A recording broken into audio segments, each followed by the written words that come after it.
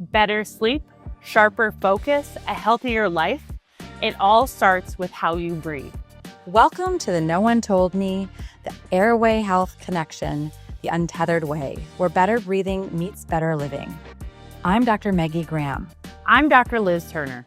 We're the co-founders of Untethered Airway Health Center, on a mission to help you breathe freely and live fully through proactive airway health.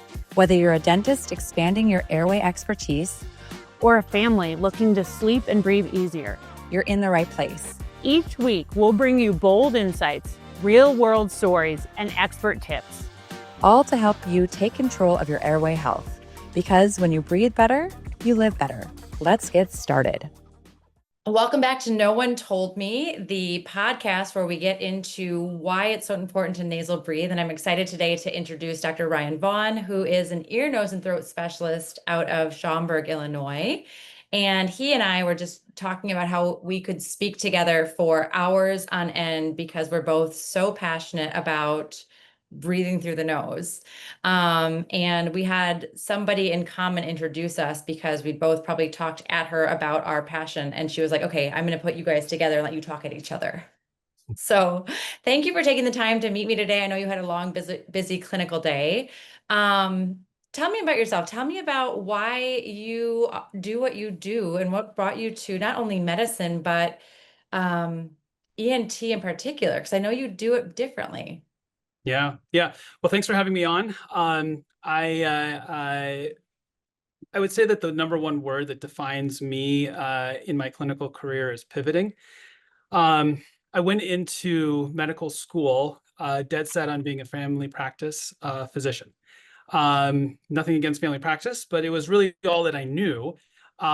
So as I was applying to medical school, I was so dead set on it that I actually applied for a scholarship that if I didn't go into family practice, I would have been severely financially penalized.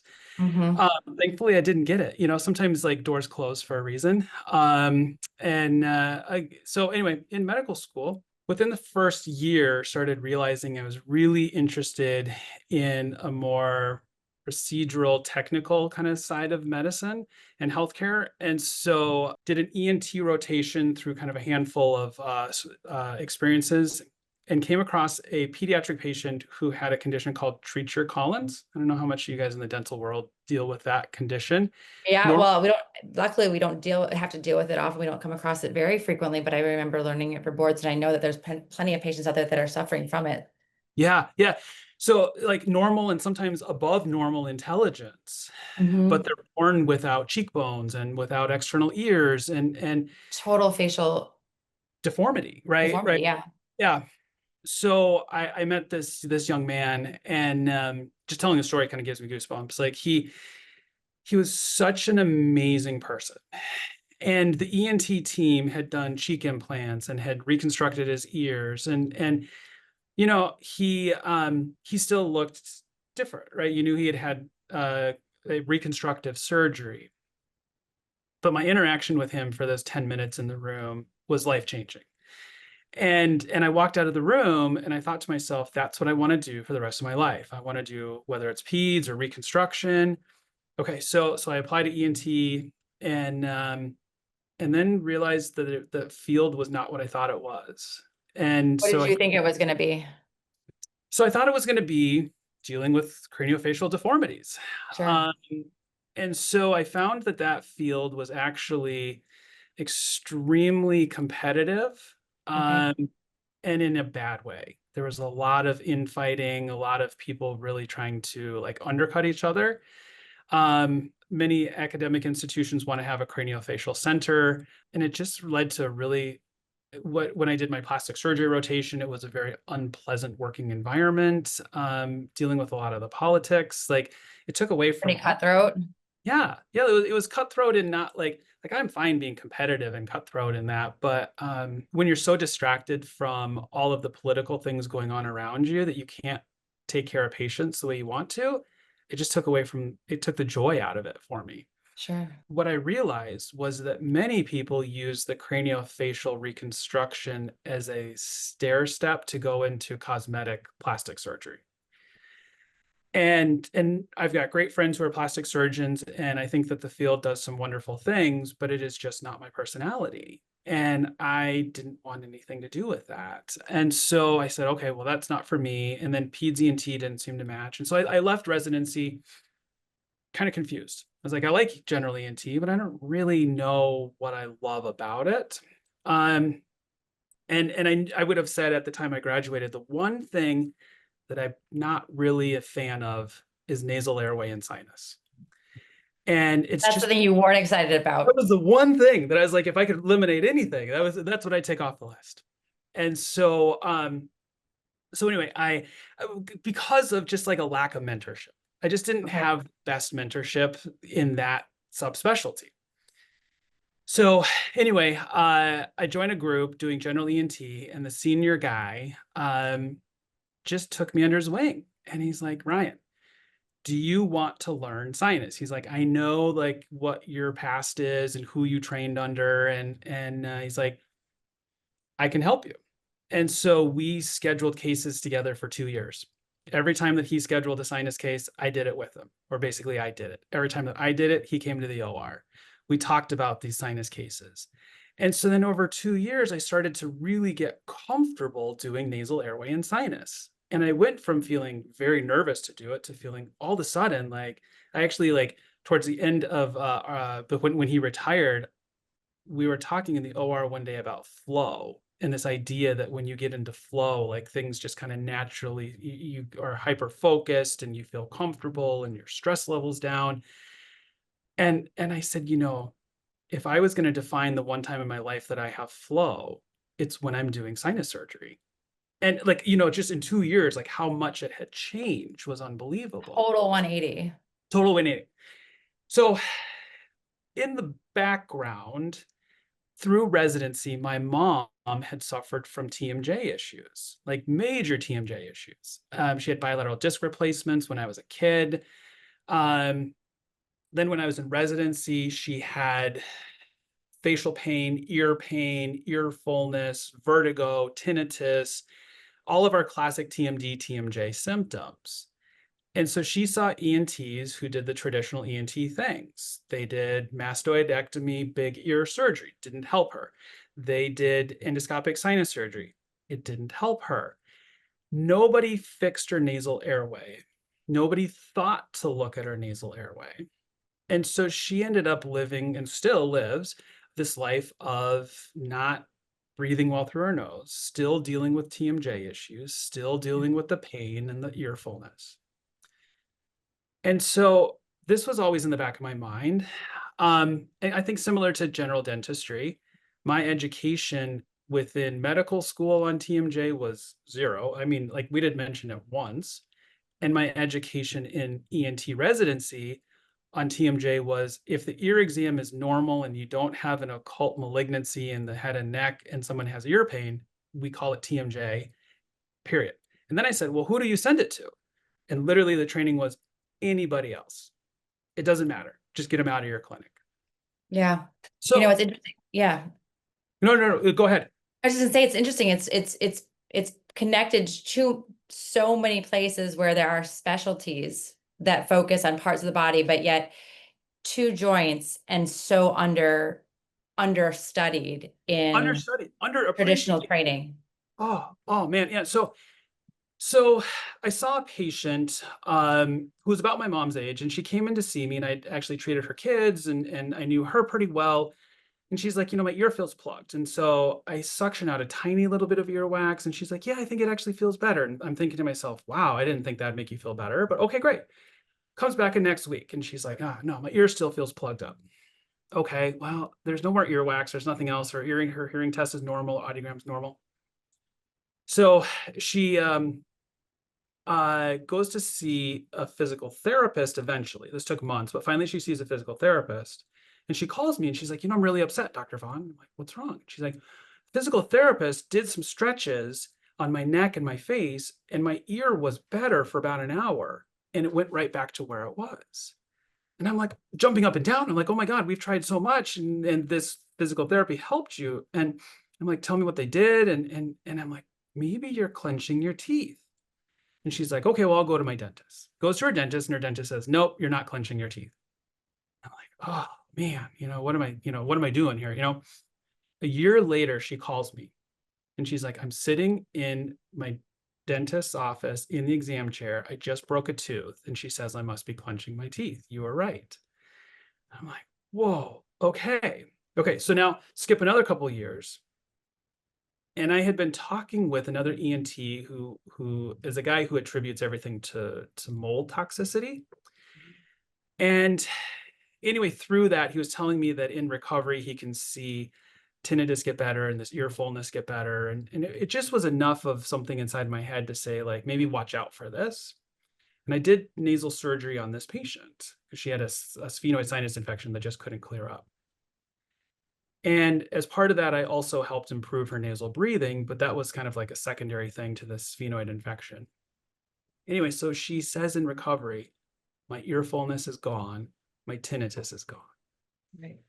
And so here I am thinking, is this mold toxicity? But there was no mold inside of her sinuses. And it took a couple of weeks, and it was this light bulb moment where, oh my goodness, she couldn't breathe through her nose. And the second that I got her breathing through her nose, her ear fullness went away and her tinnitus went away. Right. I mean, if we were to draw like a Venn diagram, right? Like the overlap of our TMD suffering patients and our airway patients is almost complete. Of course, there are people that have had trauma and injury and true derangement in their joints that are TMD patients. And the majority of patients that are out there saying, I have TMJ, referencing some sort of muscle facial discomfort, are clenching and grinding, and they attribute it to stress. But really, it's from poor breathing that triggers the clenching and the grinding. And so they don't know that their body's compensating to poor breathing by clenching and grinding. And they feel the clenching and the grinding or the tinnitus or the tooth breaks, but they don't connect the dots that what was the precursor to that was actually improper nasal breathing. So we see that in dentistry all the time, right? People come in with, we saw it during COVID. A huge uptick in, I wonder if there are any studies done. I should dig into that and see, but I remember, at least anecdotally in my own practice, a lot of teeth breaking and a lot more jaw pain suffering complaints during an epidemic of people not being able to breathe well. And so we'll see an uptick during allergy season. We'll see an uptick during cold and respiratory flu season of clenching, grinding, broken teeth. And that's just so fascinating how we are all looking to put out the fire of our problem, which is here's a mouth guard, or here's a massive mastoid surgery, or here's a referral to somebody else, get the heck out of here, when really we should be starting in the face or in the nose. In the nose, right. Looking for the trigger of why are we trying, I just literally, last patient I saw this afternoon, a woman, and in the exam room with her is her 4-year-old daughter sucking her thumb. And so I'm talking to this woman, and she's got recurring sinus infection issues, poor sleep, nasal obstruction, and starting to develop some morning headaches, right? So she's kind of got this Venn diagram of everything all over, right? So we go through the whole thing with her, and it's always awkward, right? When you see these issues, and I see this 4.5-year-old sucking her thumb. Do you give the unsolicited advice? Do you make the mention? Yes, exactly. So very softly, I said, I see your daughter sucking her thumb. Do you mind if I say something about it? And she was open to it. She's like, yeah.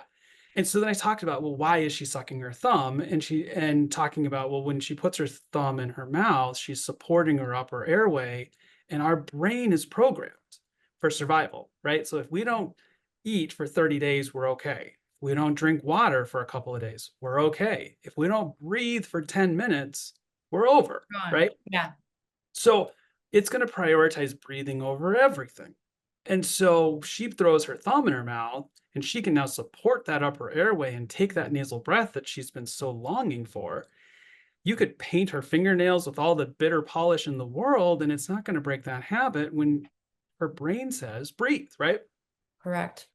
So, and you look at how far back that starts, those compensations. I mean, humans are amazing, right? We say that all the time, that humans are so adaptive. We are going to figure out how to survive, even when those survival mechanisms create compensations that are going to cause other problems. we're going to figure it out, which is pretty cool as a species Yeah. to be able to do that. And if we can't get to the root cause of it, it's just going to kick the can to more suffering, more interventions, more things that we could have gotten to had we addressed the original issue, which I, of course, think is breathing. Right, exactly. Yeah, you and I had talked the other day about how I like to tell people that show me a patient who has TMJ from non-traumatic sources, and I'll show you a patient who cannot breathe through their nose, right? Like 100%. and it Yeah. just holds up over and over Yeah. and over again. You see these and so then we back to like the whole evolution of how this all came about. I was getting really excited about sinus procedures, and there was new technology that was coming out that allowed for minimally invasive sinus interventions and nasal airway interventions that I was able to just do right in my office. And I loved it. And I'm like, this marries, like, I had an engineering background. I get to start, like, I'm working in technology. I get to work with medical device companies, and I'm helping patients going through a procedure where they recover faster. Like, this is With really everything. low risk. Yeah. Yeah, exactly. So, and then it started to become this friction point for multiple reasons that we don't even have to get into on a podcast. But, when Oh, you're they're in not here for the friction. They're here for the good, dirty stuff. the dirty stuff, yeah. Well, so when you have a large group of physicians, and so like at one point there were like 10 or 11 of us, and I come in as the youngest guy, and I start tripling the production of the next guy who's doubling the next guy. Like, like I was just leaving them in the dust, right? Like the senior partner one day pulls me aside after one of our partner meetings and says, Ryan, the other members of the group are really scared of you. And I'm like, scared of me? Like, I'm so intimidated by them. Like, how in the world are they scared of me? And he's like, because you hold all of the power in the group because of how busy you are. And whatever you want is how this group is going to go. And I'm like, whoa, crazy. So I just kind of put that to the side. I was like, whatever. I'm not really sure how to manage that. Like, I'll just kind of keep moving. Okay, thanks for sharing. All right, thanks for sharing. Now what? So then what happened was, so I realized that the more senior partners were getting paid more than me, even though I was working an extra day per week than they were, and they were taking the vast majority of. It's like they were so not busy that they were barely covering their own overhead, and all their bonuses was like my bonus getting split up between the other partners. And so I went to a meeting once and said, I'm not like saying this is all about money, but I just don't think it's fair. Like, I just don't think it's fair that I'm working more than other people and getting paid less, and I'm considered a partner. Like, this doesn't make sense. And I think Especially that when you now know that they're like really into your ideas and wanting you to kind of shape the growth of the whole practice.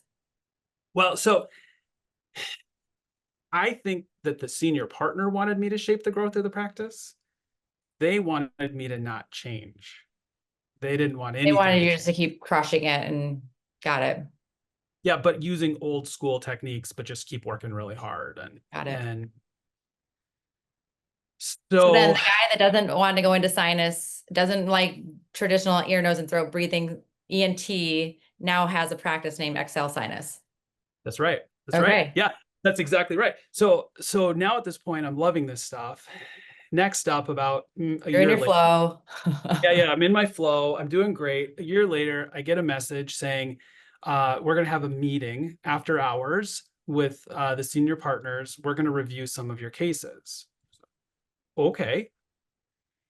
And we went through 6 cases where I've done legal consulting for years, and I've never been in a deposition that was like this uncomfortable. Okay. And they literally took these cases and just tried to tear me apart. And it got to the point in the last case where a woman who did not want an ear tube for fluid in her middle ear, but agreed to have sinus surgery because she wanted to. So it was a balloon sinuplasty that I did. She wanted minimally invasive sinus work, had a history of chronic sinusitis, didn't want an ear tube, And so they said that I was doing balloon sinuplasty for middle ear effusion, and that there's no connection between sinus disease and middle ear fluid or eustachian tube dysfunction. And I said to the senior guy, I said, well, senior guy at the time, isn't like, have you had a sinus infection? And like, I've had a lot of sinus infections, and my ears plug up with sinus infections a lot. And he got so mad that he stood up, banging his fists on Oh the my table, gosh. saying that there's no such thing as a connection between eustachian tube dysfunction and sinusitis. And I said, obviously, like, there's a disconnect here. And we've had a breakdown in trust between the two of us. Like, I guess we're done. And so another partner tried to clean it up a little bit. And I left that night, and I called my wife from the car, and I was like, I think I'm done. Pivot. Pivot. So again, pivot. So then that's when I said, I want to do something so here's what, at that point, I'm seeing these patients with TMJ, TMD issues, and they're coming in saying they have sinus infections, and I scan them and they have normal sinuses. So I'm like, I'm going to open a sinus center that has TMJ, headaches, facial pain in the name, so that when So somebody people comes know that in, you can help. exactly, right. Yeah. So then the person comes in with sinus issues, and I say to them, well, it's not a sinus infection, but the dream of opening Exhale Sinus was I wanted Eastern medicine, acupuncture, physical therapy, and then TMJ sleep dentistry. Yeah. And so I wanted it all in one house. And so I ended up opening, so it gets crazier, right? So pivot. My daughter's born January 23rd of 2020. I quit my job February 1st of 2020. The pandemic hits a couple March. weeks later, Yeah. right? So here I am. My old practice locks me out, says, don't show up, don't call patients. And I'm supposed to open a brand new sinus practice in the middle of a pandemic that's respiratory driven, right? So anyway, pivot, find a new spot, find this place to open. We get open by May 1st of 2020. And I opened with an acupuncturist and Eastern medicine provider, and a couple receptionists and an office manager and my wife. And we started treating patients, and we started going. And it was so cool to have time in my schedule that I could sit down with patients. And then also an Eastern medicine provider that was basically co-managing every patient that came in the door. What a beautiful, like, Blend. cohesive. Yeah.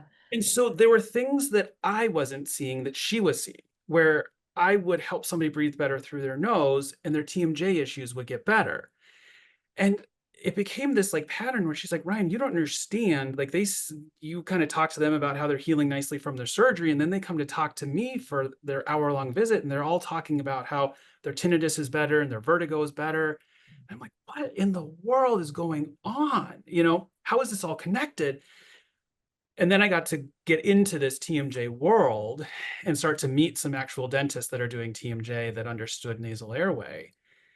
And that's when everything unlocked. It was like, oh my God, I opened the center thinking that I was going to be referring all these TMJ patients away, when in reality, they're all coming into you. Let's talk about the ENT and like dentist collaboration. Like, so what did you find, and why is this powerful connection so like necessary, which is combining the two fields? Right. So necessary when you find like there's the easy, like, skim it off the top type of connection, right? Like, as a dentists are taking scans all day long, and they see cysts and sinuses and opacity. Odontogenic sinusitis. Yeah, right, exactly. And they're like, I just need an ENT to kind of bounce ideas off, send scans to, or send patients to, like, so that's skim it off the top, like that's super easy. So that's an easy relationship that a general dentist or endodontist or whatever really can connect over. But then diving deeper, when there's a dentist who really understands that if my patients don't breathe well through their nose, they are more likely to have acid reflux with dental erosion, teeth clenching and bruxism with all of the traumas of gum recession and everything that we get, sleep apnea with all the issues we get from dental mouth breathing, with now multiple cavities and poor dental health. And when it all comes back to the dentist sitting chairside is seeing these issues, seeing these patients that are struggling. And the dentist is like, I could do the most beautiful crowns. I can like do the veneers. I can drill a cavity. I might even do a root canal, but I can't get you breathing through your nose. And so then that's where, whoop, right on over. But then here's like where my new like excitement is. So thinking of like the pumpkin, you're gonna love this, like for what you do. So the pumpkin, that's the triangle, right? The nasal airway Yeah. that open on a jack-o'-lantern is what I mean. So where I've really struggled is the patient who has been mouth breathing for most of their life has created this highly vaulted palate that is so narrow that the nasal airway is just extremely narrow. And so I can do a septoplasty, I can try to reduce the turbinates, but I'm bounded by this bone that I'm like, what do I do with this bone just right up against me? Right. You can only So make the structures inside so small. exactly. Like I would do like instead of a preservation septoplasty, I'd actually reduce and remove some of the cartilage just to try to get another couple millimeters of space. Studio apartment. Yeah, exactly. So then I start learning about expansion because my daughter at 4 starts going through expansion. Yeah. And so I meet a dentist or an orthodontist who's at least open-minded to say that he will try some expansion for an adult. As I keep kind of like digging in, I start learning about MARPE. And then, I get connected to you, right? And so, really, it was like this progression of, I know that if we can expand this person, and so like expansions that I had seen from other orthodontists really just pushed the teeth out and did nothing to the nasal airway in an adult, right? So in kids, you can like easily split the palate. Right. But in my opinion, it's a missed opportunity that if we Right. can not only expand by splitting the palate, you get space for the tongue, but you also drag the nose with it. So some of you might be watching us on like YouTube and watching my hand puppetry, but in case you're just listening, what he's talking about is the roof of the mouth is literally the floor of the nose, and where there's two bones at the roof of the mouth or the floor of the nose that come together and they kind of interdigitate like a puzzle piece. And what we're talking about right now is actually making that bone wider by pulling the two bones apart and actually separating the bones out, and then new bone fills in. And on a little kid, the bone where it meets in the middle is very lightly connected. The interdigitation of the bone is not so severe that it's hard to pull apart. But as we age and as we mature, the bone gets more and more locked together like a puzzle piece. And so it requires more force to pull those bones apart. And so if you're not using the correct design of an appliance, all we can do to make the mouth look bigger is tip the teeth and make them look wider. But what we're talking about is actually opening the roof of the mouth, opening the floor of the nose, and pulling it wider. So I wanted to kind of catch somebody up in case they're like, what are they talking about? Yeah, that's awesome. Thanks. That perfect explanation. And so then that's not going to straighten a deviated septum, but it's going to pull that sidewall and those turbinates away from the septum. So whether I straighten the septum first or second, now they've got a functional nasal airway that I could have never given them before. Yeah. And their nasal valve, like the triangle from the jack-o'-lantern, we've got the narrow triangle that all of a sudden starts to open. And that can just be unbelievable how the tiniest millimeter, tenth of a millimeter difference there can make an Well, we'll have patients like we check in with, like, if we're going to put an expander on an adult, which we use bone-borne expanders, we use a MARPE. And the moment that they split, and we know that because some patients can actually feel the separation, but mostly we know because there's a little gap between the front teeth called the diastema. And we're following them and we let them know as soon as you have that little gap, let us know. And the most resounding thing that we hear is as soon as they split, not at the end of expansion, not when we've gone as far as we can go, but as soon as those bones separate, they feel a significant reduction in nasal resistance. They feel airflow at an easier passage than they did before. And that's just with the tiniest bit of opening. So I Right. imagine with a millimeter, you're having huge, huge change. Huge changes. Absolutely astronomical.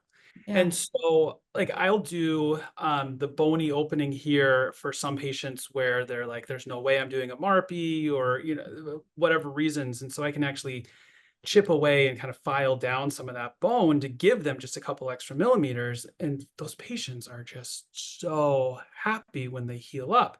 Now, when you do it and you can just actually, like, it's so much better to give the tongue the space that it needs and then drag the nose with it. Mm-hmm. Um, but anyway, so that's Well, I want to pause there for a second because I think that's a really important thing to consider. Is like, what does the patient want? Just because, and I think that that's what's really cool and why I was so excited to talk with you further is you don't have one treatment plan that every single patient gets. Like, yes, we know objectively that if we make the base of the nose wider, the floor of the nose and the roof of the mouth wider, breathing's going to be easier. But just because we can do that technically doesn't mean that it's accessible to the patient. What are other tools? And I think that's really cool that you have another option for patients that might not be candidates or don't want to do something like that. right, right. Yeah, and I've seen patients who went through the expansion with other orthodontists or other dentists, and they were promised that that was going to fix their deviated septum. And that's the part that just like kills me when they could have done great work, but when you promise something that You've you just set the expectation right there, yeah, right? So the right, way we talk about it in our practice is under under promise, over deliver, but not to be facetious, but what are we doing? We are dentists and we want to fix the bony housing and the foundation to support the teeth, to put the teeth and the jawbones in the right position so that the mouth can function optimally. But at the end of the day, we're coming at it from a dental perspective. And accidentally, people are breathing better, but we're still dentists, right? And so I think that dentists and orthodontists that are excited and passionate about this, and I fell into this camp when I was first learning about it because I was just so excited and passionate, just get overzealous with what they're promising. And you forget that there are other systems involved and there are other parts of the story that we cannot control. yeah, yeah. When you do a MARPE, just question for you from your experience, as you expand them and you've now released the palatal suture, Correct. it fills in with bone, correct? Like, so Correct. if you do the MARPE, can you ever do more expansion? Or Yeah, are you they, can do more. You can do more. You can do more expansion. You can do it again. you can do it again? Yep. So Go ahead. the pushback that I've received from a couple other dentists who are more, we'll say conservative, functional, whatever you want to call it, is that they've been concerned that while the palatal suture is a suture, it's never completely fused, as we're talking about, and there needs to be flexion there. And if you do a MARPE, that you'll actually damage that suture, creating fibrosis or scar tissue, and that you can get new forms of craniofacial pain from that actually fusing in the midline, and then they lose some of that flexibility. That's really a really interesting point and topic that I have not delved into. I would be so curious to have that conversation with somebody, especially somebody that's gone through the treatment, because I'm certainly not an expert at that, but that's really an interesting point of view that I have not considered. So I talked with a craniosacral specialist, we'll say, who's an osteopath, and Mhm. his opinion was that he had treated people, and please forgive me for anyone who's craniosacral trained, and if I say anything that's wrong or incorrect, I'm definitely not an expert. But anyway, so he told me that he did not think a MARPE had any negative impact on them craniosacrally. We will actually refer to craniosacral therapists during expansion to help support that process because things are moving around. So I know that I know that there's support that way, but I've not heard the other side of Yeah. that. Yeah. So the part that I'm like, is that the appropriate person? Is there somebody who would have a different educated look to have negative things to say? Well, I think both of us know that, the title is way less important than the human because, a dentist is not a dentist is not a dentist versus an ENT across the board is not the same. So I think that it's more of the collective understanding of what's going on is more important than the actual title, I would say. Absolutely agree. 100% agree. And that's like another topic to get into. That's like, trying to find even an explanation for what I do. I think, do you call yourself a functional dentist? Is that right? I don't know. We've been actually having conversations about this. Like, what is my title? Trying to figure Yeah. out a really quick elevator pitch, because as soon as I'm like at the soccer games and somebody's like, what do you do? I'm like, I'm a dentist. It's like there's no follow-up questions because everyone knows what a dentist is. But I feel like that's misleading because that's not what I do. I'm not a restorative dentist. I am somebody that is a nasal airway fanatic. Right. So that's like Maybe that's airway. my title. I'm a nasal airway fanatic. Yeah, right. Right. If I describe myself as an ENT, once we get over the fact that I'm not an EMT, uh, You told me you're the most DOMD that is out there. yeah, like I cannot think of the body in just isolated parts, right? Like, No. even in my own health, right? Like I'm like, okay, well, how does my nasal breathing affect whether it's psychology or my lipids or my sleep, or it's constant that I'm thinking about like how all of this interconnects. And there's no way that you can just isolate each system. But anyway, but yeah, so all of that. But that's how the masses are trained. We're trained to isolate and learn in a vacuum of one piece of a very complex puzzle that there's no possibility of us, any one person, ever understanding all of it. And so that's the treatment, and that's the perpetuated truth. It's just wild. And you think about these near misses. I have so much more respect for providers that will say, I don't know, rather than like, no, because there's just no way any of us could ever know all of it. Right. Absolutely. Too many things going through my head to like talk about them all. But the near misses, right? So like, and this is where I think seeing somebody like really educated is so helpful. We see people with TMD symptoms who have heartbeat sounds in their ears all the time. And pulsatile tinnitus is what we call it. And most of this pulsatile tinnitus is you can do $1 million workup and you never find anything wrong. You diagnose mild sleep apnea, put them into an oral appliance, you fix their nasal airway, and the pulsatile tinnitus goes away. And so we had a patient recently that had pulsatile tinnitus, but her hearing test was a little bit off. It just wasn't quite perfect. So we said, why don't we just send her for an MRI and just make sure we're not missing anything? Well, lo and behold, she ends up having a meningioma. So I said, I'm not a meningioma expert. I've got a friend who's a neurosurgeon. Let's just have him take a look at her and just see what's going on. She comes back to see me last Friday and told me, the day after I met with you, I had a seizure, and I went to go see the neurosurgeon you referred me to, and he identified that this benign looking thing is pushing on just a spot in my brain where it's causing a mass effect. And so it's probably causing some of my headaches. It's probably causing my pulsatile tinnitus, and it's very likely caused my seizure. And I'm like, if we just called everything TMJ, then, we're missing opportunities to help people, right? Like near misses or whatever. But tying it back to what I was also thinking, TMJ overlaps with so many different fields that then nobody really wants to take responsibility for it. Or people the opposite, that somebody's like, I have the magic bullet for all TMJ. And it's like either or. It's like exactly right. So then you get the unhelpful, here's a $10,000 piece of plastic. It is shaped and as big as a hockey puck, wear it 24/7. You can't be compliant with it. It's going to make your airway worse. Godspeed. Yeah, right. And then it's the patient's fault, not the appliance fault or the provider's fault. We were told, I kid you not, and I don't know if this was just my educational location or if this was across the board, but we were told that TMJ patients should be referred to psych, the end. And it's such a dismissive, and many patients that suffer from TMJ symptoms, TMD symptoms have anxiety, depression, and mental health things that do require psychiatric evaluation and help, but so dismissive to kind of just put it on the patient and pass it on and turf them to another specialty without being able to say, I don't know, let's get to the bottom of it. Two things to that. One is, can you imagine being in pain every single day to the point where you were afraid to go to sleep and afraid to talk and afraid to eat?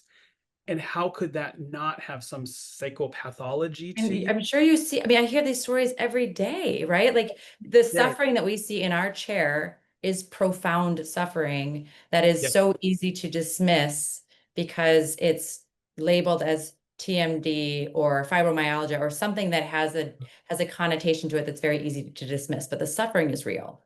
The suffering is real, right? Yeah. And the second thing is, when you can't breathe through your nose, people start to overbreathe and they get into this fight or flight.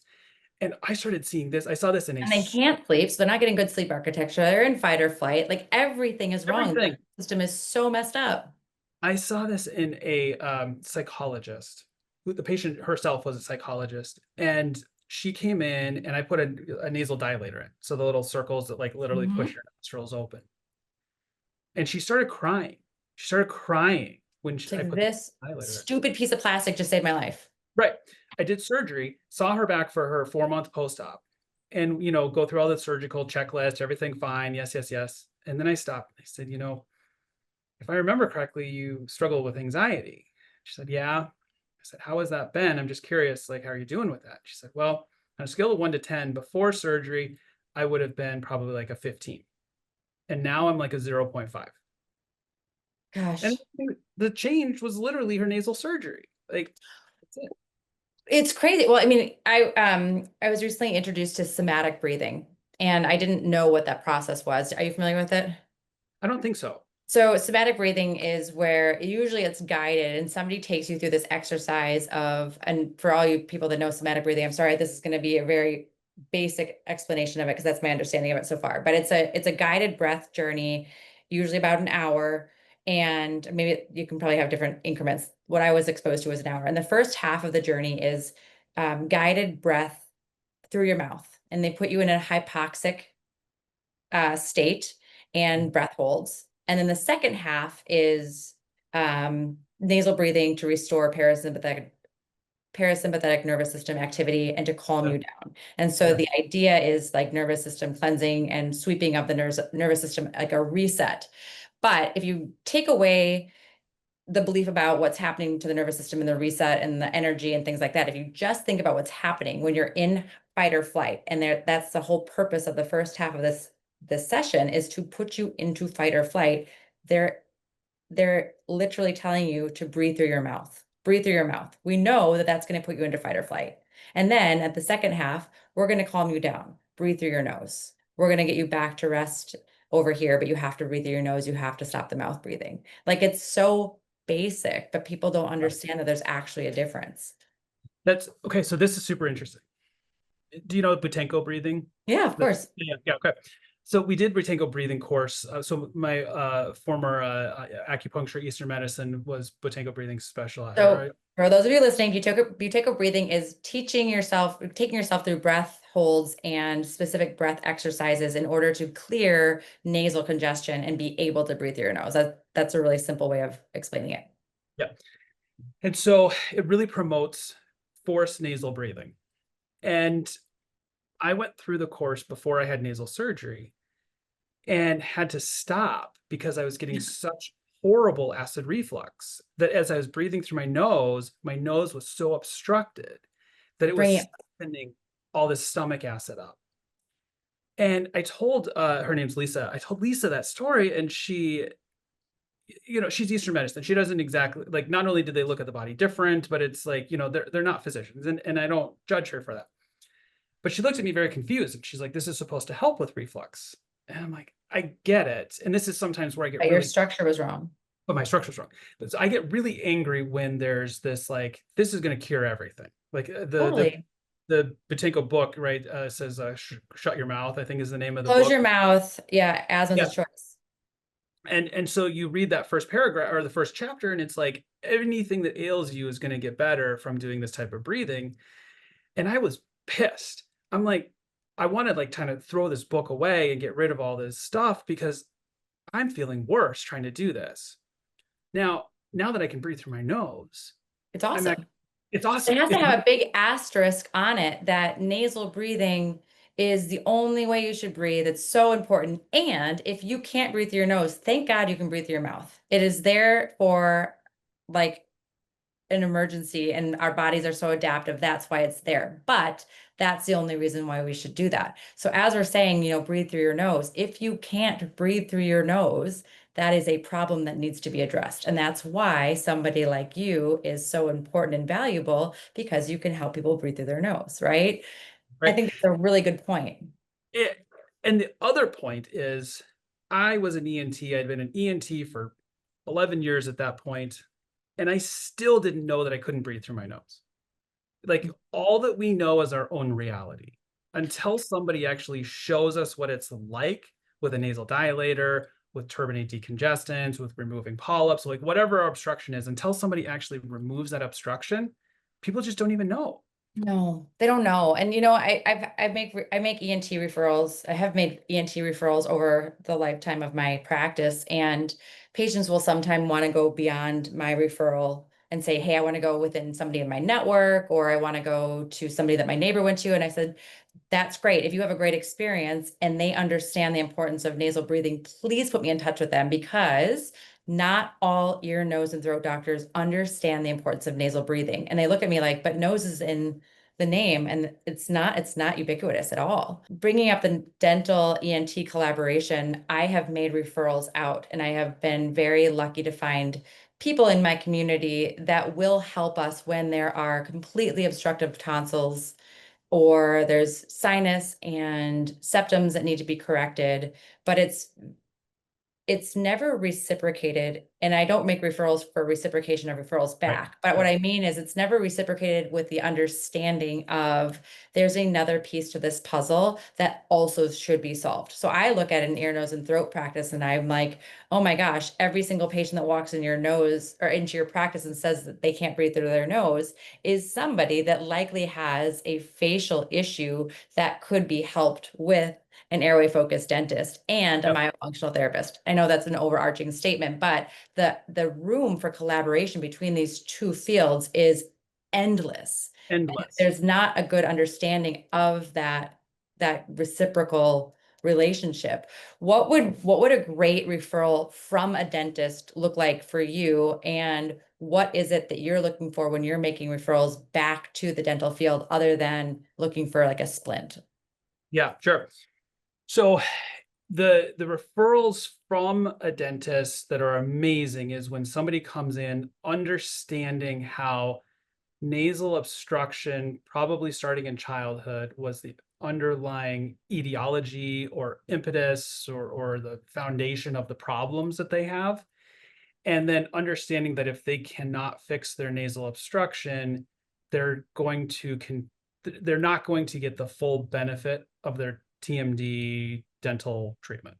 Correct. What's been amazing when I have great dental partners, we joke that patients come in and basically see me as an impediment to getting to the surgery scheduling office. They come in and they're just ready to go. They're like, yeah. She said you're great. That's great. Okay, what do we What need do you to mean do? I can't schedule for surgery? Right, yeah. Um, and then I'm like, well, we got to like make sure your insurance is happy first. I don't have to But play that game. yeah. So, what am I looking for from when I refer to a dentist? It is depending on the patient, but I'll tell you the one that I really want to lean on the dentist the most is that patient who comes in with TMJ issues. And they came to see me because I have TMJ in my practice name. And they're angry because I tell them I don't make dental splits. And they come in with the expectation that I'm going to make them a $5,000 night guard. And I say, no, I'm sorry, I don't do that. I collaborate with other dentists that do that. So then they're angry, even though we try to explain that on the phone. And then I sit down with them or one of my mid-level providers, and we explain your nasal airway obstruction is what triggered these TMJ, TMD issues for you. And we try to demonstrate that with nasal dilators and decongestant sprays.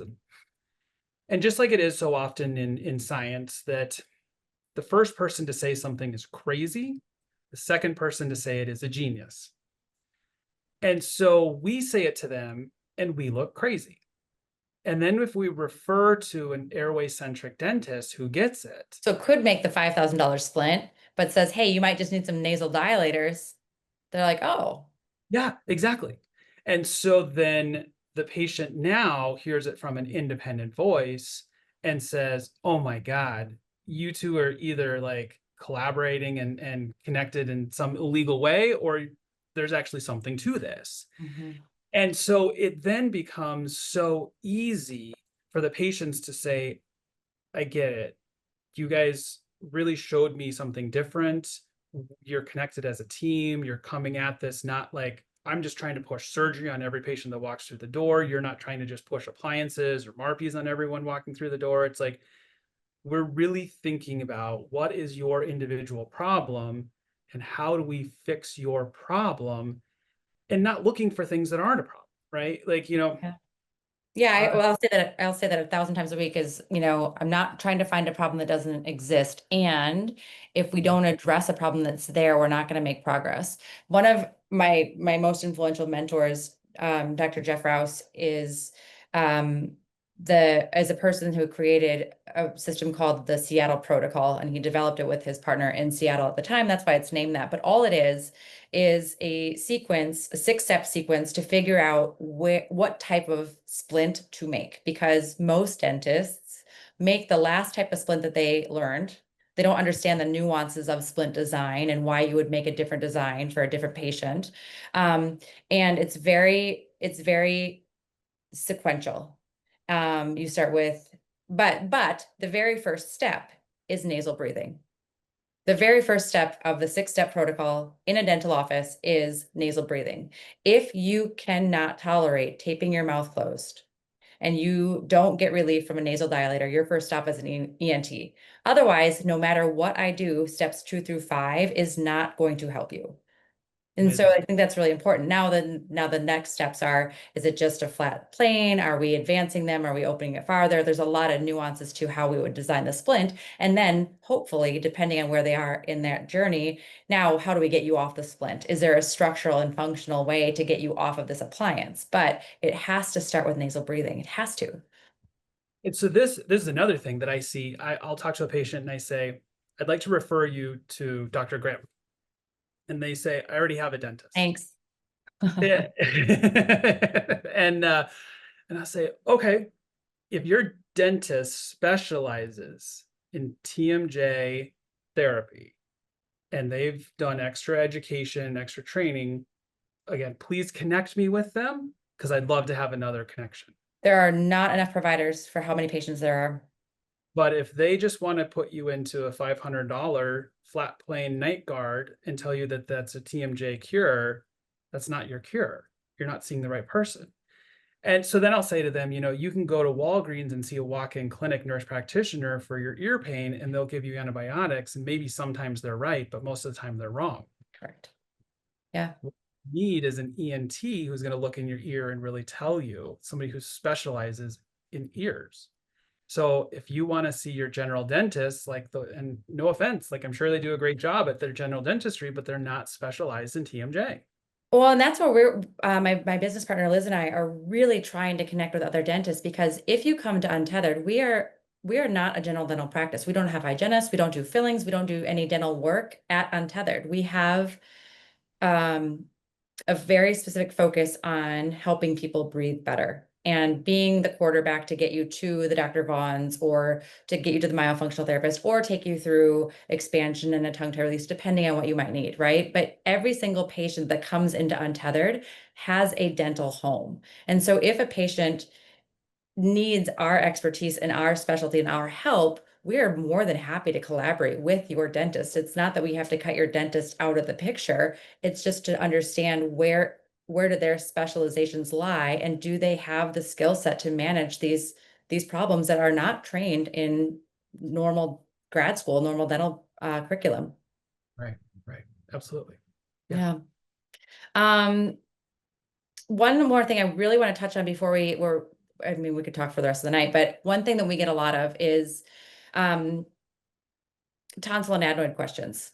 So Sure. I do want to touch on that because in our practice, like yours, we see infants through later adult years, and people are always like, do you believe in tonsil removal? I'm like, well, it's not really a religion to believe in. It's a tool, and it is a treatment when the diagnosis supports it. And we have a lot of patients that come in and say, I will not have my tonsils and adenoids removed.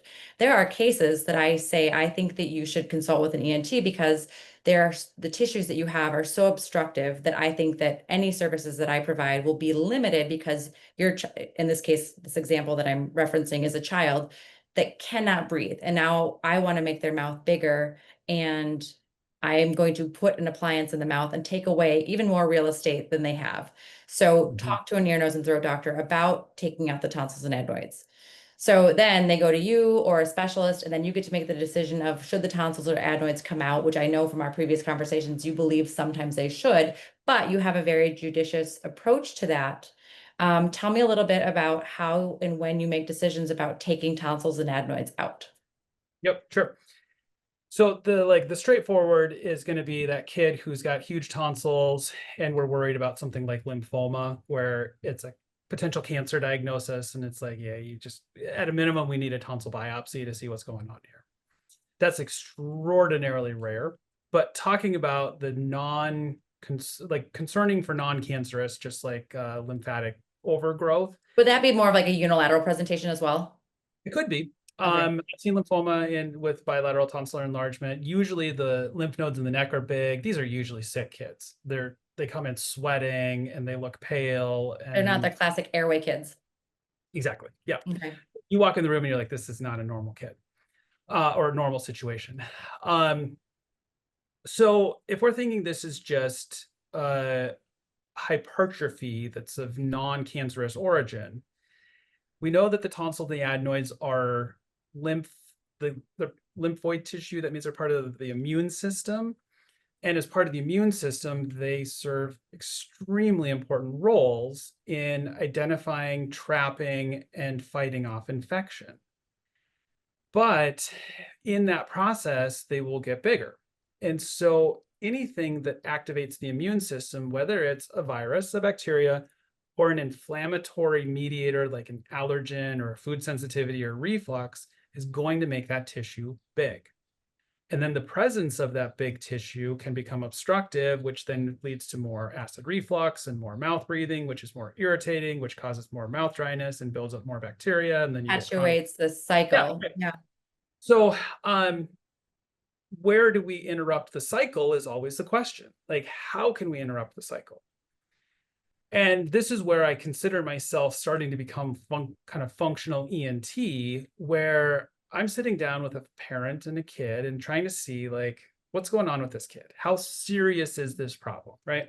This is a kid who's fallen off the growth curve, has ADHD, really struggling at school, tonsils are touching, they have no nasal airway, and sending them for food sensitivity testing is just a total waste of time. They just need to have space. Then that kid needs something done, which we can talk about in a minute. Most of the time, this is a kid who's clenching and grinding, maybe a little bit crabby in the morning, getting lots of colds, maybe some ear infections, and we've got a little bit of time to play with. And so then it's a question from the airway dentist of, are you concerned that if you put metal in their mouth, they're going to just totally decompensate or not?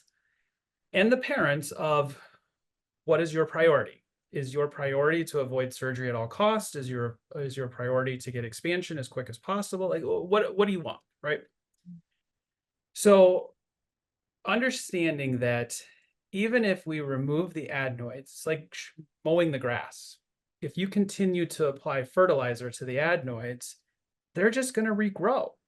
So if you haven't identified what the culprit is that caused the adenoids to get big, they're going to regrow. Correct. Tonsils, when we do a tonsillectomy, we will typically take the entire tonsil, leaving behind nothing but the muscle. And so when we do that, we actually see that the circulating antibodies in that patient drop, so meaning that their immune system has less antibody present to fight infection. And we see in a large study done in Australia a number of years ago, that they followed kids who had a tonsillectomy for sleep apnea.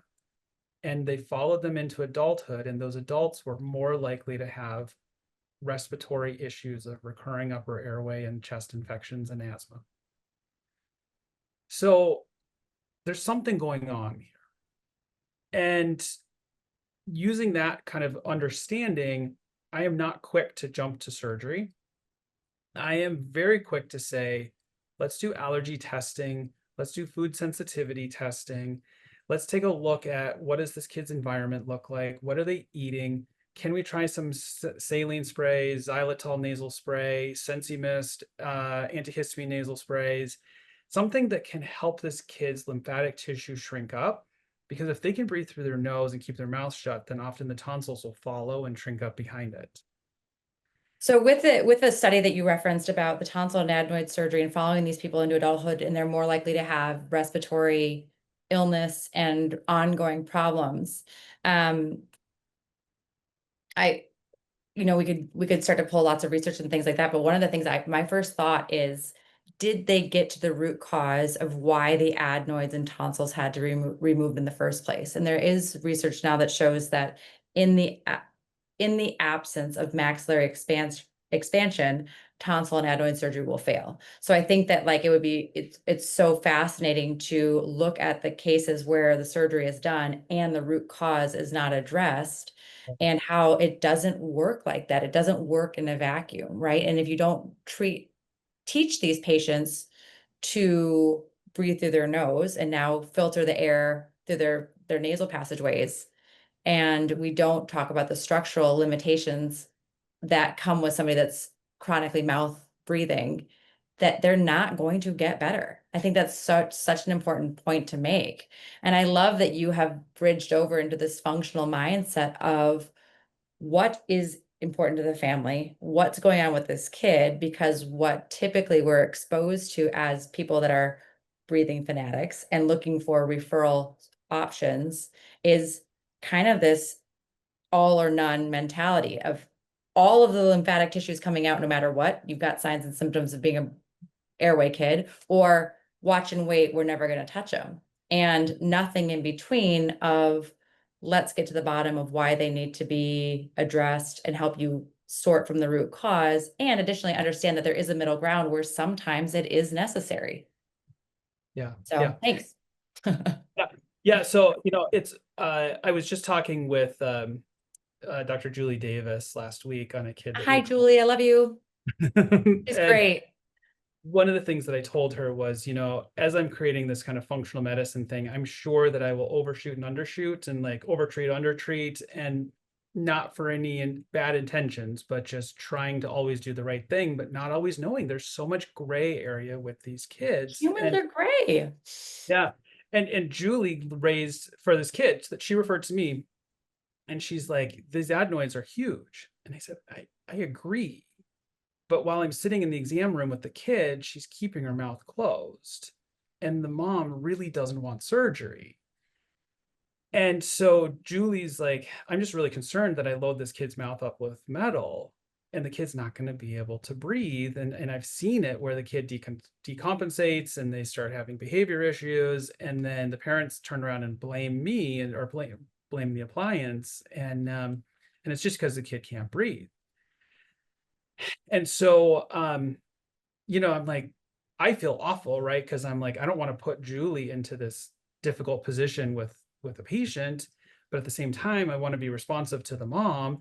So, in some of these situations, I don't think it's the right. What a powerful collaboration, right? Like, how lucky is that family should be seeking the expertise of two specialists, and here they are talking about it and concerned about this child and the well-being and figuring it out together. Like, that's really special, and how I think all cases should be done. That's really cool. And that's part of what I love about this whole network that we've got, right? I can't believe it took us as long as it did for you and I to meet, but I have all these people, and I tell this to families and patients and whatever. I'm like, I have their cell phone numbers. And I literally text them messages after I see their patients and say, hey, I saw your patient. Here's what I think's going on. Here's what we're going to do.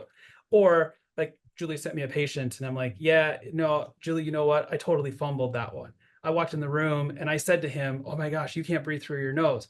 And he says to me, I can breathe through my nose just fine. I'm here for headaches. And I'm like, Well, I'll sorry. talk about your nasal breathing. But like back to that kid that you guys shared and you had differences of opinions and she was worried about upsetting the family because of an inability to breathe. How cool to be able to go back to the parents and give them the autonomy to make a decision that feels good for them and letting them be a part of the treatment planning process as opposed to the very traditional mindset, which is we are the authority, here is your treatment plan, do it, and then deal with the consequences afterwards. Because it is gray and there might not be a clear answer to this child's, future. Like take out the androids and you can be a rock star and a hero, leave the androids in and they might shrink. And Julie's the hero, and so it's like putting the egos down and saying, hey, these are my concerns, these are my concerns, these are your options, and then letting the families be autonomous and making decisions is such a unique, powerful scenario to set them up. That's Yeah. really cool. Yeah, and that's interesting that you talked about being the rock star and the hero, and that's one of like the super cool things that I think is so great about this group, that nobody seems to have a big ego. Like everyone is like, I don't care if it's the myofunctional therapist that helped this kid get over the hump. I don't care if it's the dentist, the ENT. Like, let's just get these patients better, Yeah. I mean, I think that the people that are falling into this airway specialty, which should just be the basics of all health, but for now, and hopefully the tides are changing, it is a specialty, right? It's a specialty in our awareness and our passion.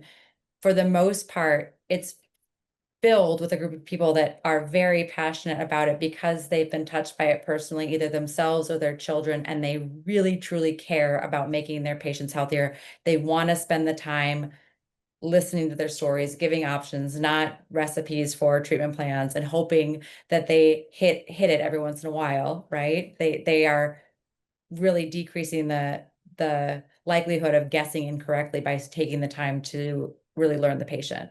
Exactly. As we wrap it up, I've got two questions to leave you with. One is for the dentist, for the myofunctional therapist, for the speech therapist, for the non-ENTs out there. What's one thing that we can do this week to become better at collaborating with you, not just making referrals? What can we do as far as you mentioned creating patient awareness about how important it is to nasal breathe. What is something else we can do this week to help that collaboration with you? So there's a million different ways I could go with this. From kind of just like the patient perspective, I think the idea of educating the patient that the ability to breathe through your nose is not a luxury. It is something that your brain demands. And if you can't breathe well through your nose, your brain will make all sorts of accommodations, and none of them are going to be ultimately healthy for you in the end, but will lead to whether it's a TMJ or migraines or tension headaches or neck pain or back pain or hip pain or whatever that happen because of that dysfunctional breathing. And truly understanding that we can try to put band-aids on all these other things, but if we're not identifying the root causes, we're not going to get better. I love that. Okay, similar question, but directed to the ENT docs out there that are listening. Thank you for listening. Who are curious about this topic, curious about this mindset and this treatment philosophy, but not yet on board. What would you say to them? So the things that changed my career and allowed me to pivot was slowing my schedule down. Instead of spending 7 to 10 minutes with every patient, spending more like 20 to 30 minutes and listening, and having that ability we talked about that Eastern medicine provider who was like, when I couldn't listen or the patients couldn't really express it to me, but listening to the patients in what their symptoms are and what happens when you do a thorough improvement to their nasal airway and watching for things that are outside the box, things that you don't expect to get better. But lastly, not forgetting the nasal valve. I can't tell you how many times I see a patient who had wonderful sinus surgery, septum is straight as an arrow, turbinates are nice and reduced, and they come in with still TMD issues. And all that I do is nasal valve surgery, and they're different. They're just different people. Their pain is gone. It's just the general ENT doesn't have great training in nasal valve. And so when I had an attending who used to say that the eye does not see what the mind does not know. And so it just holds up here, right? You look right past the nasal valve when you don't realize that you use a metal speculum and you open the nasal valve and you look inside and you're like, everything looks normal and looks great. Being the nasal dilator for them. Yeah, right. So I literally stock every exam room with nasal dilators. And that is step one on these TMJ evaluations is pop a nasal dilator in. How do you feel now? Right. Mm-hmm. Awesome. Well, I'm sure there will be a part two because I could keep going and talking with you forever. I can't thank you enough for joining me on the end of a very busy day. And I'm so excited to continue to collaborate with you and learn with you. Go ahead and follow Dr. Vaughn or go check out his website. And do you have a Instagram handle you want to share with us? Are you on social media? Everything's at Exhale Sinus. So at Exhale Sinus. Awesome. Yeah. That's wonderful. Well, thank you so much for your time, and we'll continue to collaborate and work together. And that's a wrap. Thanks for tuning in to the Untethered Airway podcast. If today's episode helped you see things differently, Please share it with someone who would benefit from hearing this. And don't forget to subscribe. want to learn more about Airway Health or connect with our team? Please visit our website, untetheredairwayhealthcenter.com, or follow us on Instagram at Untethered Airway. Until next time, bye.